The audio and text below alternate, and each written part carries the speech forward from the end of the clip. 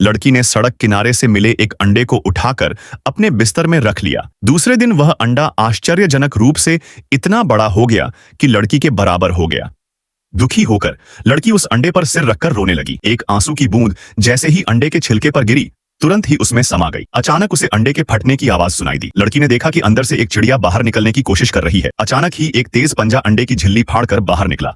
इतना डरावना दृश्य देखकर लड़की सहम गई और जल्दी से अलमारी में छिप गई। लेकिन उसकी जिज्ञासा उसे रोक न सकी और वह दरार से झांक कर देखने लगी। अंदर की चिड़िया के पंख अभी उगे नहीं थे और उसका शरीर बहुत बड़ा था, जो और भी भयावना लग रहा था। थोड़ी ही देर में बाहर से कांच टूटने की आवाज आई। लड़की बाहर भागी तो देखा कि चिड़िया खिड़की तोड़कर उड़ गई थी। शोर सुनकर पिता कमरे में आ पहुंचे। लड़की ने उनसे झूठ बोला कि एक बड़ी चिड़िया अचानक अंदर आ गई थी। लड़की को लगा कि वह चिड़िया अब हमेशा के लिए जंगल लौट गई, लेकिन उसी रात वह फिर लौटा। लड़की डरकर पीछे हटने लगी, पर उसने देखा कि चिड़िया का कोई बुरा इरादा नहीं था, बल्कि वह घायल हाथ को बड़ी मासूमियत से दिखा रही थी। लड़की ने कांपते हाथों से कांटा निकालने की कोशिश की। चिड़िया की तीखी चीख से वह डरकर आंखें बंद कर ली, लेकिन चिड़िया ने भी उसकी नकल करते हुए आंखें बंद कर ली। तभी लड़की को समझ आया कि चिड़िया उसे अपनी मां मान रही है। लड़की वैसे भी एक पालतू कुत्ता रखना चाहती थी, पर उसकी मां कभी इजाजत नहीं देती थी। अब भले ही यह चिड़िया बहुत कुरूप दिखती थी,